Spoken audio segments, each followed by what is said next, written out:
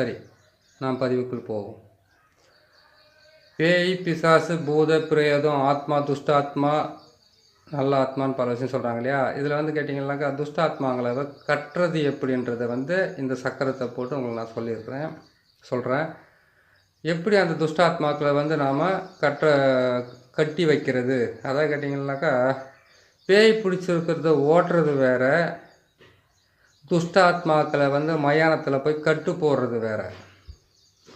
பேய் பிடிச்சவங்களை ஓட்டுறதுக்குன்னு கேட்டிங்கன்னாக்கா பல விதிமுறைகள் இருக்குது, பல வழிகள் இருக்குது. அது செய்கிறோம், நம்ம ஒவ்வொருத்தருக்கு வந்து ஒவ்வொரு விதி பிரகாரம் செய்கிறோம்.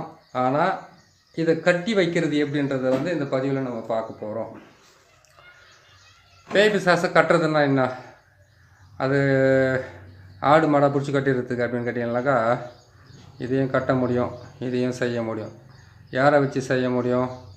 உமையவள், பார்வதி, காளி, சின்னமஸ்தா, தாராதேவி, தூமாதேவி, இப்படி சொல்லக்கூடிய தசமாதேவிகளை சேர்த்து நாம் நம்மளுடைய பார்வதியை வச்சு நம்ம இதெல்லாம் கட்டிடலாம். தாராளமாக உமையவளை வச்சு கட்டலாம், பார்வதியை வச்சு கட்டலாம், துர்கையை வச்சு கட்டலாம், அம்மன் கட்டிங்கனாக்கா மாரியம்மனை வச்சு கட்டலாம். எந்த தெய்வத்தை நீங்கள் சித்தி பண்ணாலும் அதை வச்சு நம்ம கட்டலாம். ஆனால் கிருஷ்ண பரமாத்மாவை வச்சு கூட ஈஸியாக கட்டிடலாம் துஷ்டாத்மாக்களை. ஏன்னு கட்டிங்கனாக்கா அவர் தான் பிடாரிங்களெல்லாம் வந்து எந்த விதமான துஷ்ட சக்தியாக இருந்தாலும் அது ரத்தத்தை உறிஞ்சி இருக்கிற இடத்துல மறைச்சி வைக்கிறதுலேயே வந்து நம்பர் 1 அவர் தான் சொல்லலாம். அப்படி இருக்கும்போது ருத்ர பகவானுக்கு மயானத்தில் இருக்கக்கூடிய எல்லா துஷ்ட ஆத்மாக்களும் சரி, நல்ல ஆத்மாக்களும் அவருக்கு கட்டுப்பட்டு இருக்கும். இதை நம்ம கட்டுறதுக்கு நான் செய்ய வேண்டிய வேலைன்னு கேட்டிங்களானாக்கா முதல்ல கட்டு போடணும்னு கேட்டிங்களானாக்கா மயானத்தில் எரிஞ்சிக்கிட்டு இருக்கிற பிணம், அந்த பிணத்தை சுற்றி இருக்கக்கூடிய நம்மளே வந்து என்ன பண்ணலாம், ஒன்று எரிமேடையாக இருந்தாக்கா அப்படியே கட்டிடலாம். எரிமேடை இல்லைன்னு கேட்டிங்கன்னா 4 பக்கம் வந்து எட்டி குச்சி எடுத்துகிட்டு போகணும். அது எரிஞ்சிக்கிட்டு இருக்கும்போது அது எரிய வைக்கிறாங்க இல்லையா, வெட்டியான யாராவது எரிய வைக்கிறாங்க இல்லையா, அவங்கக்கிட்ட வந்து காசை கொடுத்து ஆணாக இருந்தாக்கா பெண்ணை வந்து நம்ம கட்டுக்கு நிற்க வைக்கலாம், பெண்ணாக இருந்தாக்கா ஆணை வந்து கட்டுக்கு நிற்க வைக்கலாம். ஒரு ஆணே வந்து ஒரு ஆணெல்லாம் கட்டு போட முடியாது. அப்படி கட்டு போடணுன்னு கேட்டிங்களானாக்கா அவன் உடம்புலேருந்து ஒரு துளி சக்தி கூட வந்து யாருக்குமே பிரயோகம், எந்த பெண்ணு மேலேயும் ஆசை இல்லாமல், எந்த ஆணு மேலேயும் ஆசை இல்லாமல் துஷ்ட ஆத்மாக்களை வந்து வெறியோடு வந்து கட்டு போட முடிஞ்சால் தான் அதை வந்து உங்களால் செய்ய முடியும். சரிங்களா?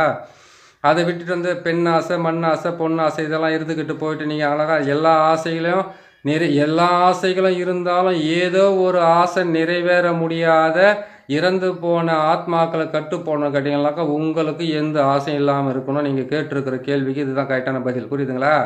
எந்த ஆசையும் இல்லாமல் ஏதாவது ஒன்று கேட்டிங்கனாக்கா ஒருத்தருக்கு சூதாடுறாங்கன்னு கேட்டிங்கனாக்கா அது மேலேயே ஒரு நோக்கம் இருக்கும். ஒருத்தருக்கு வந்து பார்த்தீங்கன்னாக்கா சாப்பிட்றது ஆசைனாக்கா சாப்பாட்டு மேலேயே ஆசை இருக்கும். ஒருத்தரை பார்த்தீங்கன்னாக்கா குடிக்கிறது மேலே ஆசைனாக்கா குடிக்கிறது மேலேயே ஆசையாக இருக்கும்.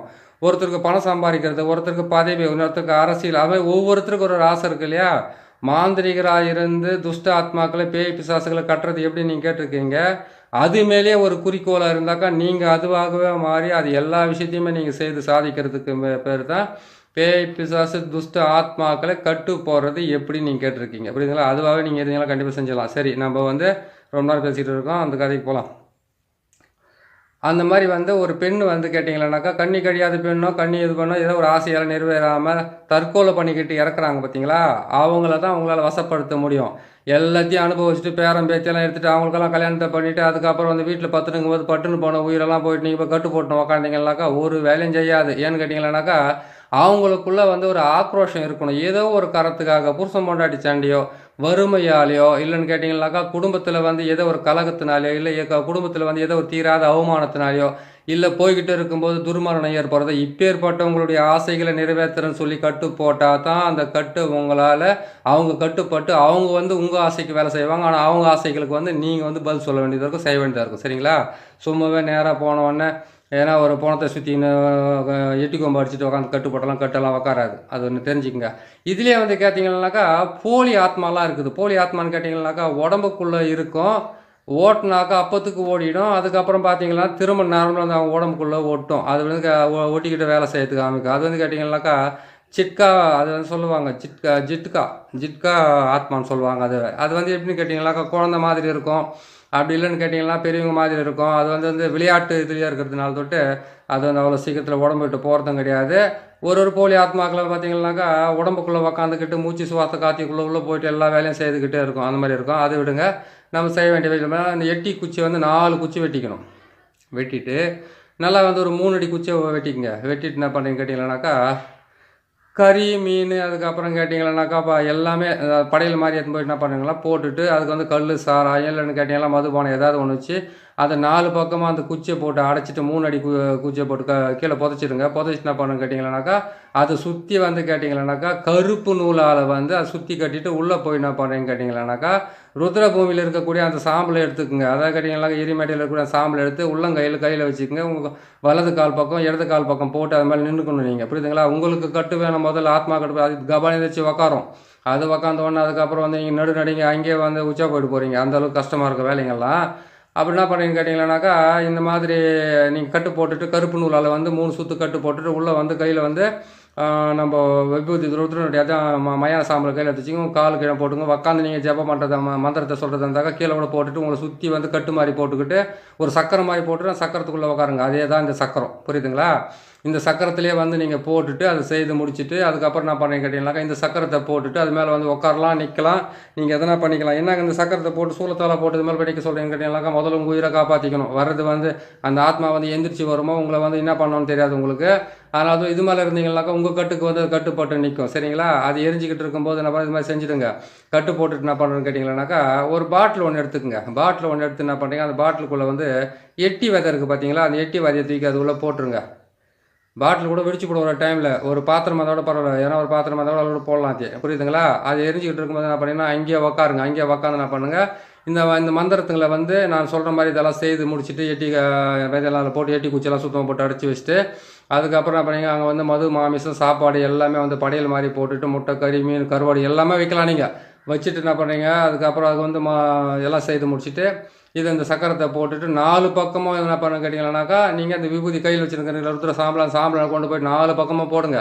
போட்டுட்டு 4 பக்கம் போட்டுட்டு என்ன பண்ணி எந்த திசையில் போனாலும் நமக்கு வந்து கட்டுப்பட்டு நம்மளை காப்பாற்றிக்கிற ஐடியாவிலே இருக்கும். நம்ம காப்பாற்றிக்க முடிச்சதுக்கப்புறம் தான் அவங்கள வந்து வசப்படுத்த முடியும். அவங்க வந்து உக்காந்துக்கிட்டு என்ன பண்ணுங்க இறந்தவங்களுடைய ஆத்மாவே நீங்கள் வசியம் அதாவது கேட்டிங்கன்னாக்கா பேய் பிசாசுகளுக்கு பந்தன கட்டு போடுறது எப்படி அங்கே உட்காந்து கட்டு போட்டு நான் செய்கிற எல்லா வேலைகளுக்கும் நீங்கள் பக்கத்துணையாக இருந்து எனக்கு வந்து நான் போடுற பேய் பிசாசு கட்டுகளுக்கும் அதுக்கப்புறம் கேட்டிங்கன்னாக்கா நான் செய்யக்கூடிய எல்லா விதமான மாந்திரிகத்துக்கும் தவறான மாந்திரிகம் வந்து நம்ம பக்கத்துணையாக இருந்து காப்பாற்றணும்னு அவங்ககிட்ட மன்றாடி கேட்டு அதுக்கப்புறம் அந்த விபூதியை வந்து நீங்கள் ஏற்கனவே வெட்டி கொட்டை போட்டுச்சிருக்கீங்களா பாட்டில் ஒரு குடுவையோ எதாவது ஒன்றில் அதில் அந்த கையில் இருக்கிற விபூதியை வந்து உங்கள் தலையை சுற்றி அதில் போடுங்க. போட்டுட்டு என்ன பண்ணுறீங்கன்னு கேட்டிங்கன்னாக்கா அந்த மது மாமிசத்தெல்லாம் எடுத்து என்ன பண்ணுறீங்க 4 பக்கம் எரிஞ்சிக்கிட்டு இருக்கிற அந்த பிணத்துக்கு இதில் வந்து கையிலே கலைக்கு என்ன பண்ணணும்னு கேட்டிங்கனாக்கா 4 பக்கமாக வைக்கணும். 4 பக்கம் வச்சுட்டு என்ன பண்ணாங்க எடுத்து தூவி விடணும். எல்லா பக்கமும் தூவி விட்டுட்டு அதுக்கப்புறம் தான் நீங்கள் என்ன பண்ணணும்னு கேட்டிங்கன்னாக்கா உக்காரணும். மந்திரத்தில் உக்காந்துக்கிட்டு அந்த மந்திரத்தை வந்து சொல்கிறேன் பாருங்கள். கொஞ்சம் நீளமான மந்திரமாக இருக்கும். அது சொல்லி விட்டுறேன். நீங்கள் கரெக்டாக அது கேட்டுக்கிட்டு என்ன பண்ணாங்க 27 முறை அங்கேயே உக்காந்து நீங்கள் அதே மனப்பாடம் செஞ்சீங்க. ஓம் சுத்தி ஓங்காரமான சுத்தி ஆங்காரமானவளை கல்லும் கரியும் கணக்கேவே யான் தருவேன் என் முகம் போனாலும் இந்த முகம் வந்து விடும் பந்து. அப்படி மூச்சு வாங்கதப்பா. பராக்கிரமம் உள்ள வீரபரமன் குமார்த்தியே பேச்சு கிளச்சி பிணம் தின்னும் ஆண்டிச்சி ஆடாத பேயெல்லாம் ஆட்டி வைக்கும் வல்லபையே அறையும் ஓடாத பேயெல்லாம் ஓட்டி வைக்கும் வல்லபையே அறையும் பிடி சூலம் ஒரு கையில் குந்தும் ஒரு கையில் வெட்டருவாள் ஒரு கையில் சக்கரம் ஒரு கையில் தேவி பஞ்சாட்சரி வருக மகாசக்தி வருக பாத நமஸ்து ஐயும் கிளியும் சவும் ஸ்ரீயும் ரீயும் சுவாக. இந்த மந்திரத்தை உக்காந்து 27 முறை அங்கே சொல்லிவிட்டு அதுக்கு நீ கட்டு போட்டுட்டு வந்து அந்த எட்டி குச்சையும் அதுக்கப்புறம் அந்த எட்டி விதையும் அதுக்கப்புறம் அதுக்குள்ளே நீங்கள் போட்டிருக்கிற அந்த மயான சாம்பலத்தையும் கொண்டு வந்து நீங்கள் இருக்கிற எல்லையில் பார்த்தீங்கன்னாக்கா 4 திசையிலையும் போட்டு சின்ன பாட்டிலுங்களை இதை போட்டு புதைச்சிட்டு வந்து அந்த எட்டி குச்சி கொண்டு வந்து நீங்கள் பூஜை அறையில் நீங்கள் செய்கிற வேலை செய்கிற இல்லை எட்டி வீட்டில் வச்சாக்கா தெய்வ சக்தியெல்லாம் காணாமல் போயிடுது ஓடி போயிடுதுன்னு சொல்கிறாங்களா அப்படின்னு கேட்டிங்கன்னாக்கா ஒரு மறைவான இடத்துல அதை மறைச்சி வச்சுக்கிட்டு அதுக்கப்புறம் வந்து யாராவது உங்களுக்கு வராங்கனாக்கா அந்த எட்டி குச்சியில் வந்து அந்த அந்த சாம்பல் வச்சுருக்கிறீங்களா அதையும் சேர்த்து நீங்கள் தாயத்தில் போட்டு கொடுத்தாக்கா இந்த பேய் பிசாசுகளுக்கு உண்டான 8 வகையான கட்டு வந்து நீங்கள் போட்டு செய்யலாம் தாராளமாக. இது நீங்கள் செய்து முடிக்கிறதுக்கு முன்னாடி வந்து பார்த்தீங்கன்னாக்கா இதுக்கு தேக சுத்தின்றது வந்து உண்மையான விஷயம் தான், இல்லைன்னு சொல்லலை.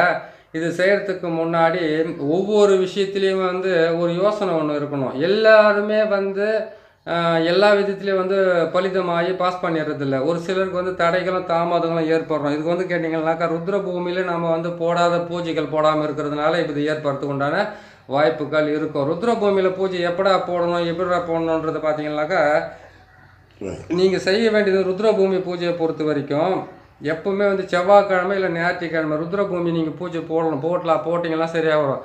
அது என்ன அது ருத்ரபூமி பூஜை அப்படின்னு கேட்டிங்கன்னாக்கா, மயானத்தில் போயிட்டு என்ன பண்ணீங்கன்னு கேட்டிங்கன்னாக்கா 8 திசையிலும் கற்பூரத்தை கொளுத்தி தேங்காயை உடைச்சி அதுக்கப்புறம் எலுமிச்சை பழத்தை பலி கொடுத்து அங்கே இருக்கக்கூடிய நம்ம ருத்ர பகவானை வந்து நமக்கு வந்து உதவி செய்கிற மாதிரி கேட்டுக்கணும். அதுக்கு முதல்ல வந்து கேட்டிங்கன்னா ருத்ர பகவானுங்கிட்ட போய்ட்டு நீங்கள் அருள் பெறணும்னு கேட்டிங்கன்னாக்கா ஹரிச்சந்திரன்கிட்டேருந்து முதல்ல வந்து நீங்கள் வாக்கு வாங்கிக்கிட்டு உள்ளே போகணும். வாக்கு வாங்குறதுன்னு அவர் வந்து பேசுவாரா? இல்லை. அவருடைய இடத்துல வந்து பார்த்தீங்கன்னாக்கா அதான் சொல்லுவாங்கள்ல இடுகாடு, அந்த இடுகாட்டில் போயிட்டு உக்காந்து நீங்கள் தாம்பூலம், அதுக்கப்புறம் அவல் பொரி, கடலை, அதுக்கப்புறம் வந்து அவருக்கு தேவையான உணவுன்னு கேட்டால் சுத்தமான செய்யலாம், அசைவமான செய்யலாம், எதனா போட்டாங்க அதுமாதிரி வச்சுட்டு நீங்கள் உக்காந்து ஊதுவத்தியெல்லாம் கொளுத்தி வச்சுட்டு ஒரு 5 நிமிஷம் உக்காந்து உங்களுடைய மனசுக்குள்ளே இருக்கிற குறைகளை வந்து அங்கே சொல்லிவிட்டு அங்கே ஒரு தேங்காயை உடைச்சிட்டு அங்கே ஒரு எலுமிச்சை பழத்தை உங்களை சுற்றி பலி கொடுத்துட்டு அதுக்கப்புறம் தான் நீங்கள் ருத்ரபூமியில் போயிட்டு நீங்கள் அங்கே இருக்கக்கூடிய ஆத்மாக்களுக்கு பேய் பிசாசுகளுக்கு உங்களால் கட்டு போட்டு உங்களால் வந்து கொண்டு வந்து எல்லா வேலையும் செய்ய முடியும். நீங்கள் வீட்டில் உக்காந்துக்கிட்ட மாந்திரிகத்தில் வந்து செய்யணும், அதில் வந்து செய்யணும், இதில் வந்து செய்யணும், நல்லாலாம் செய்ய முடியாது. ஏன்னு கேட்டிங்களானாக்கா இது வந்து அந்த மயானத்தில் இருக்கக்கூடிய ஒரு ஆத்மாவை தான் மற்ற பேர் எல்லா இடத்துலையுமே வந்து ஆத்மாக்கள் சுற்றிக்கிட்டு தான் இருக்குது. ஆனால் அந்த அமாவாசை டைமில் மட்டும்தான் வீட்டுங்களானிக்கே வருன்றது ஒரு முன்னோர்களுடைய வார்த்தையும் அது நடைமுறையில் இருக்குது. நீங்கள் செய்ய வேண்டியது என்னென்னு கேட்டிங்கன்னாக்கா, நீங்கள் மயானத்துக்கு போகிறதுக்கு முன்னாடி கட்டு போகிறதுக்கு முன்னாடி நீங்கள் வாங்க வேண்டியது ஹரிச்சந்திரன்கிட்ட இடுகாட்டில் வந்து நீங்கள் அந்த அவங்ககிட்ட வந்து பூஜை பண்ணிவிட்டு அதுக்கப்புறம் நீங்கள் அங்கேருந்து நீங்கள் பர்மிஷன் வாங்கி உள்ளே போனால் தான் உங்களுக்கு கரெக்டாக வேலை செய்யும். புரியுதுங்களா? சரி, நீங்கள் வந்து பார்த்தீங்கன்னாக்கா நீங்கள் நகராட்சி தான் சிட்டியில் இருக்கிறீங்க, நீங்கள் எப்படி செய்ய முடியும்னாக்கா எல்லாருமே சிட்டியில் தான் இருக்கிறாங்க. சிட்டியில் இருக்கிறதுக்கு முன்னாடி பார்த்தீங்கன்னா எல்லாருடைய பூர்வீகமும் ஒரு கிராமத்தில் தான் இருக்கும். அந்த கிராமத்தில் போய் இதெல்லாம் செய்துக்கிட்டு போயிட்டு இதெல்லாம் கொண்டு போயிட்டு வச்சுக்கிட்டு நீங்கள் செய்யலாம். ஏன்னு கேட்டிங்கன்னாக்கா எப்படி ஒரு தீபாவளி நோம்போ இல்லை வேற என்ன ஒரு நோம்போ வந்து ஒரு பெரியவங்க பிரித்து கொடுக்குறாங்களோ அந்த மாதிரி பிரித்து கொடுத்து வேலை செய்கிறதெல்லாம் மாந்திரிகமெல்லாம். மாந்திரிகம் வந்து முறை பிரகாரம் கற்று அதை செய்கிறது. அதிலே பல வகையில் வெற்றியும் பல வகையில் வந்து தாமதங்களும் தோல்விகளும் சந்திக்கிறாங்க நிறைய பேர். அப்படி இருக்கும்போது நீங்கள் செய்ய வேண்டியது என்ன கேட்டிங்கன்னாக்கா, இந்த பேய் பிசாசுகளை வந்து நீங்கள் கட்டு போடுறது எப்படின்னாக்கா அந்த பேய் பிசாசுகளுக்கு கட்டு போடுறதுக்கு உண்டான வழியை இதை செய்யலாம். இதே கட்டை வச்சு நீங்கள் மனுஷனுக்கும் கட்டு போட்டு அவங்கள வந்து நம்ம செய்யலாம். ஆத்மாக்கள் மூலிமா வசியம் பண்ணி அவங்கள எல்லாமே செய்துன்னு வரலாம். ஆனால் அதுக்கு முதல்ல வந்து நமக்கு வந்து தேவையானது இந்த மாதிரி ஆணாக இருந்தாக்கா பெண்ணுடைய எரியும் போது அங்கேருந்து நீங்கள் அவங்களை கட்டு போட்டு உங்களுக்கு வசப்படுத்திக்கலாம். பெண்ணாக இருந்தால் ஆணை போயிட்டு நீங்கள் கட்டி வசப்படுத்திக்கலாம். இதுக்கு வந்து நான் தனியாக எப்படி மயானத்துக்கு போகிறது, தனியாக எப்படி செய்கிறதுன்னு கேட்டாக்கா மாந்திரிகத்தையே வந்து நீங்கள் தனியாக தான் பிரயோகம் பண்ண முடியும். அது வந்து ஒரு கூட்டமாக சேர்த்து வச்சுக்கிட்டு எல்லாம் பிரயோகம் பண்ணுறதில்ல. மறைமுகமாக செய்யக்கூடிய அந்த மாந்திரிகத்தை வந்து தனியாக தான் பிரயோகம் பண்ணணும். மயானத்தில் தான் 100ல் வந்து 90% வேலை. மற்ற எல்லாமே கேட்டிங்கன்னாக்கா அந்த வீட்டில் உட்காந்து சில பொருள் அந்த முட்டை, தேங்காய், எலுமிச்சம்பழம், அதுக்கப்புறம் தாயத்து தகடெல்லாம் தான் வீட்டில் வச்சு நிற்க முடியும். மற்ற பொருள்கள்லாம் போய்ட்டு அங்கே தான் கொண்டு வரணும். ருத்ரோடைய பூமியில் இல்லாத வேலையே மாந்திரிகமே கிடையவே கிடையாது. அஷ்ட கருமுன்னு சொல்லக்கூடியது பார்த்தீங்கன்னாக்கா அங்கேருந்து தான் தொடங்குது, அங்கேருந்து தான் செய்துக்கிட்டே வரணும். சரிங்களா? இது நீங்கள் செய்து முடிங்க, நல்லபடியாக செய்யுங்க, உங்களுக்கு நல்லபடியாக பலிதமாகும். இது எல்லாமே செய்து முடிச்சுட்டு நீங்கள் கேட்ட மாதிரி நான் செய்து கொடுத்துருக்கோம் பாருங்கள். இப்போ போட்டு கொடுத்துருப்பேன். இந்த சக்கரத்தை போட்டு யூஸ் பண்ணிக்க, நீங்களும் தாயத்தை போட்டுக்கலாம், மற்றவங்களுக்கும் போட்டு கொடுக்கலாம். இது உள்ள வந்து அந்த நம்ம ருத்ரனுடைய அந்த சாம்பலையும் அதுக்கப்புறம் அந்த எட்டினுடைய ஒரு குச்சி போட்டு கொடுத்தா போதும். தாயத்தை போட்டு இதுக்கு வந்து தேக சுற்றி செஞ்சுக்கிட்டு மந்திர சுற்றி எந்திர சுற்றி அதுக்கப்புறம் பார்த்தீங்கன்னா சாபனை வத்தி எல்லாமே செய்து முடிச்சுட்டு அவங்களுக்கு நீங்கள் போட்டு கொடுங்க. கண்டிப்பாக வந்து இது எல்லா விதமான பேய் பிசாசுகளை வந்து கட்டத்துக்கு உண்டான வழி நல்லபடியாக நடக்கும்.